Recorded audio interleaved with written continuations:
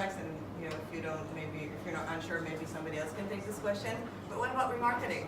So a person visits the website, and then most of us chase them to death. Do we need to get their consent? I'll let legal answer that. In my opinion, it's part of the cookie policy, probably, where they have to accept it. So where? How? I think that first of all, we have clients that are doing remarketing, but we have to You have all your we have to put it in place in the privacy policy. We have to make sure that we are in line with the legitimate interest of the company. But most don't opt in for this.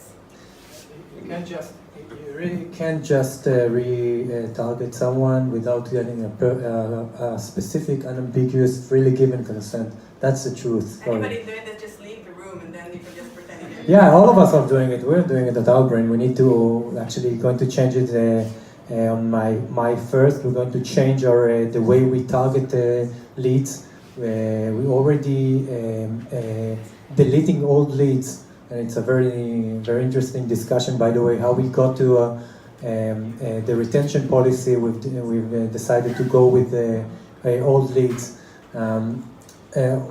At first, when I came to our digital marketing department, and I told them that we need to decide on a proper data retention policy for old leads, and told me, hey, we can't delete old leads. We need them all. We retarget them, and I told them, do you really retarget the leads after 3 years? And they told me, Yes. we don't know.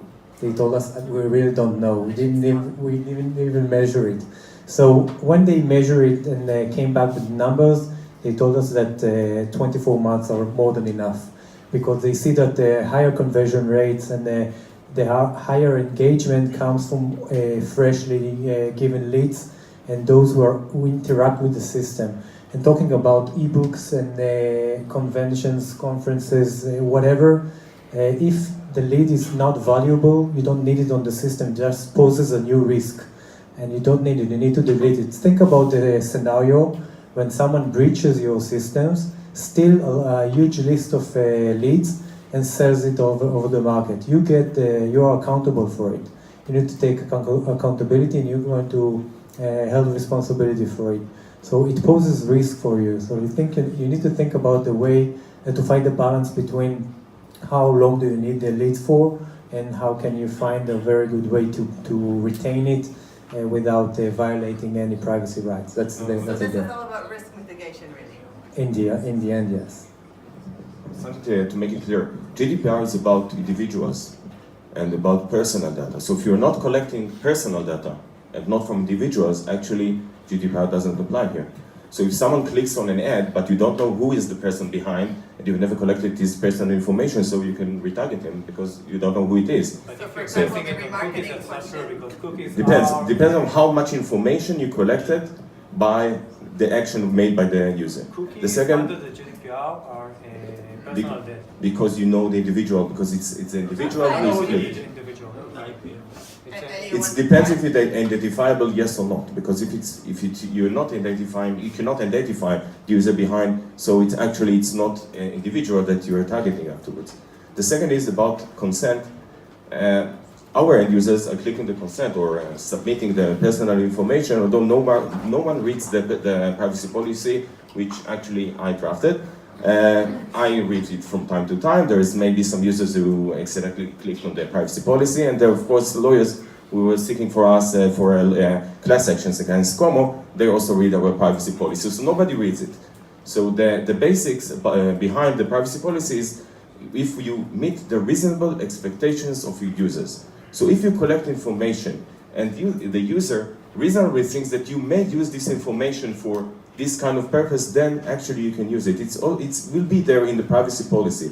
But if it's something which is far behind the expectation of that user, please do not use it. This is the GDPR. This is the legitimate interest of you, or the legitimate usage of the data by you as the vendors who serve this end users.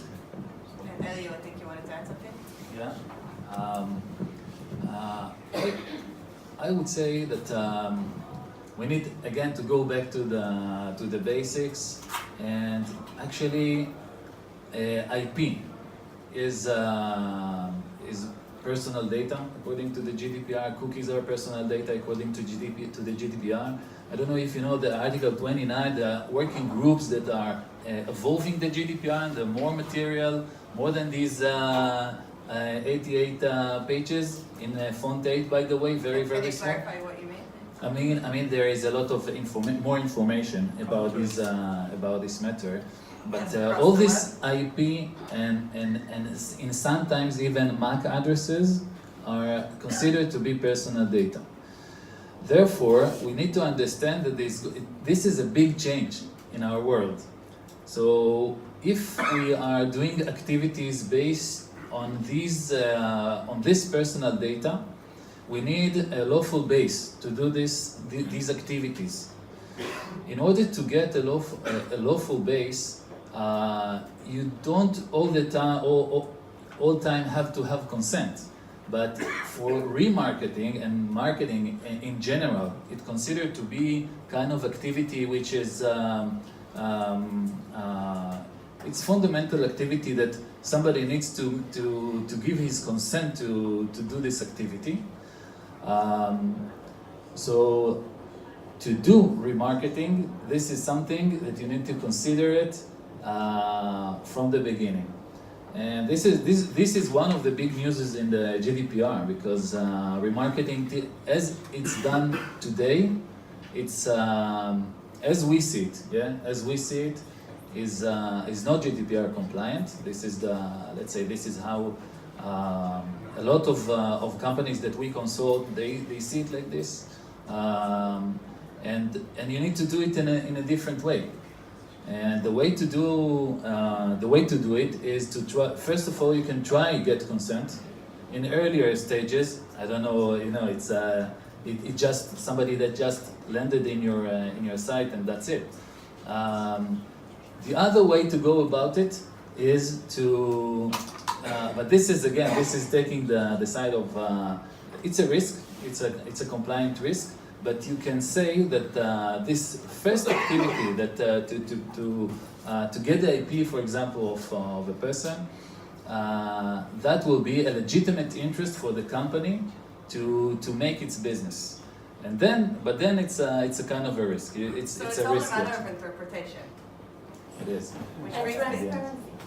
Yeah, I want to get to that in a minute. I would like to have an example that we have. For example, we know of one of our clients, a CRO company, and they are enrolling people for clinical trials.